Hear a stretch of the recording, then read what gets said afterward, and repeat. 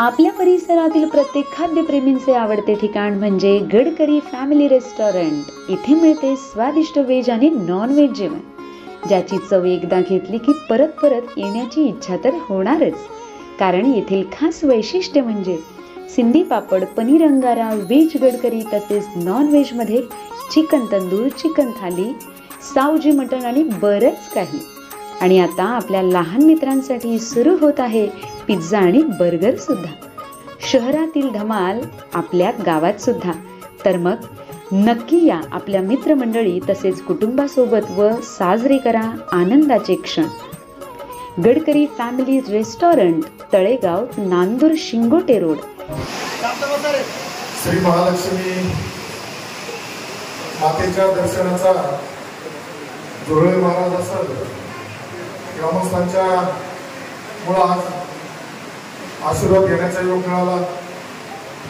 अतिशय चांगल्या पद्धतीने गेल्या नवरात्र उत्सव सुरू होण्यापूर्वीच महाराजांचं आमचं बोलणं झालं होतं, पण वाटलं नव्हतं आज पाऊस एवढा मोठ्या प्रमाणात येईल।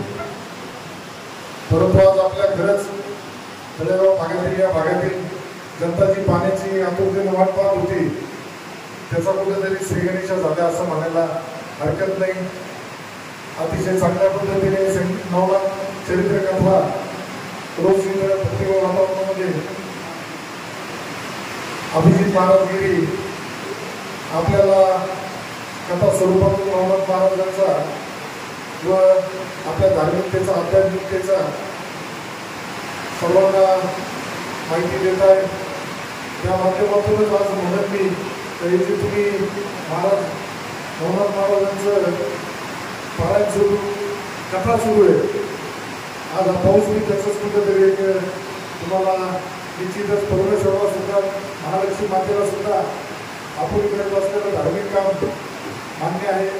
मला आठवतं यापूर्वी सुद्धा मी माझ्या दत्त जयंतीच्या वेळेस आलो होतो मोदी महाराज, त्यावेळेस शब्द देऊन गेलो होतो। या स्टेजवरती देवीच्या साक्षीने सांगितलं होतं का लवकरच तुम्हाला पाणी देईल, आणि देवीने सुद्धा मला साथ दिली।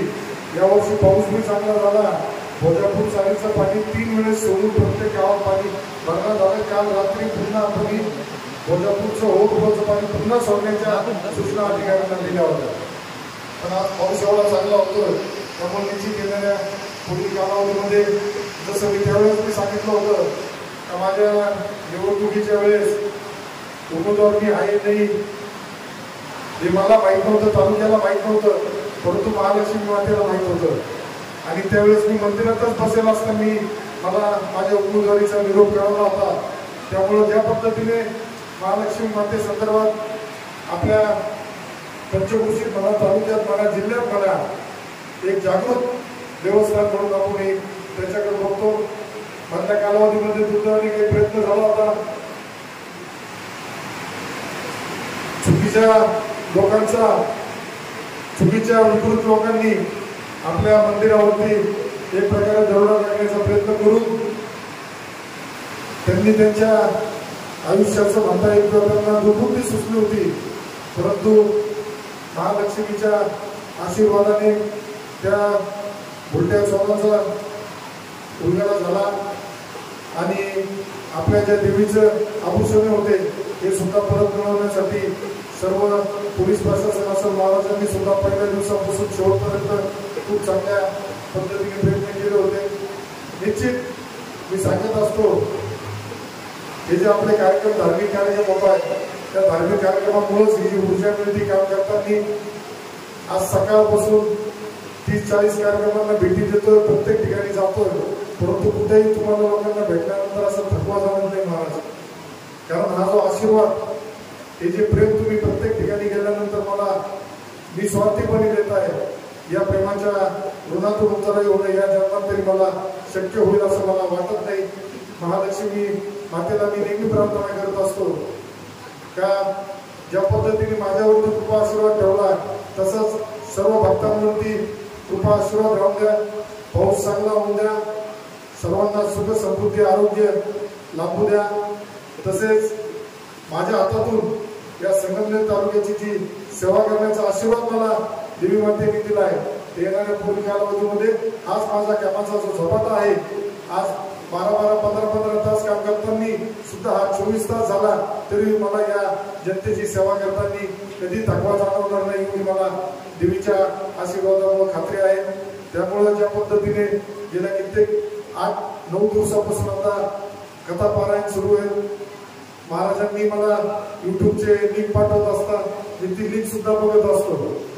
पहिल्या दिवसापासून माझी इच्छा होती, पहिल्याच दिवशी देवीच्या दर्शनाला येण्याची इच्छा होती, परंतु प्रत्येक ठिकाणी भेटीगाठी असल्यामुळं महाराजांना म्हणलो मी शनिवारी आपल्या इथं निश्चित येईल.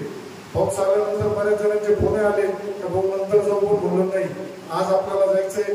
2 दिवसापूर्वी गडावरती सप्तशृंगी मातेचं सुद्धा दर्शन घेऊन आलो प्रत्येक ठिकाणी. आणि सांगायला खरंच आनंद होईल महाराज का नवरात्र उत्सव मी स्वतः खूप यांनी पाळत असतो. माझं सुद्धा नवरात्रीमध्ये 9 दिवसाचा मी सुद्धा उपवास धरत असतो. कारण यावर्षी कुटुंबातील काही सदस्यांनी सांगितलं का सकाळपासून तुम्ही बाहेर फिरताय, प्रत्येक ठिकाणी जाताय, त्यामुळं जेवणा अडचण होईल. पण मी सांगितलं आमदार नसताना माझी जी श्रद्धा होती ती श्रद्धा कमी झाली नाही आणि आता मी आमदार झाल्यावर सुद्धा याच्यात किंचितही फरक पडणार नाही. दरवर्षी जोपर्यंत माझ्या श्वासात प्राण आहे तोपर्यंत नवरात्र उत्सवामध्ये 9 दिवसाचा उपवास धरून हा जो देवीचा जागर केला जातो गावागावामध्ये प्रत्येक ठिकाणी वाड्या वस्त्यांवरती अतिशय चांगल्या पद्धतीने साजरा होऊन भगवतीचा कृपा आशीर्वाद सगळ्यांना या माध्यमातून मिळत असतो. त्यामुळं मी पुन्हा महालक्ष्मी मातेला प्रार्थना करेन की आमच्या संगमनेर तालुका असेल सर्वच महाराज साधू संतांची जी भूमी आहे इथे पाऊस चांगल्या प्रमाणात होतोय, परंतु सगळ्याच बाबतीत संपन्नता राहून काही ठिकाणी अतिवृष्टी झाली तेथे सुद्धा त्या लोकांना मदतीची जी काही गरज आहे आपलं महायुतीचं सरकार त्या लोकांच्या पाठीशी ठामपणे उभा आहे. आम्ही सुद्धा आमचा आमदाराचा 1 महिन्याचा पगार हा त्या पूरग्रस्तांसाठी दिलेला आहे. त्यामुळं आपल्याकडं देवीच्या आशीर्वादाने जेवढा पाहिजे तेवढा पाऊस होतोय. परंतु आज नगर पाथर्डी बघितला असेल, तुम्ही धाराशिव बघितला असेल, तिथं अतिवृष्टी झाली महाराज. परंतु ज्या भागात कधीच पाऊस पडत नव्हता अशा भागामध्ये सुद्धा यावर्षी पाऊस झाला. निश्चितच हे आपल्या धार्मिक ज्या प्रत्येक गावामध्ये हरिनाम सप्ताह असेल, विविध कार्यक्रम राबवले जातात, त्या माध्यमातून एक परमेश्वराची अदृश्य दृश्य शक्ती प्रत्येकाला रोज अनुभवास मिळते.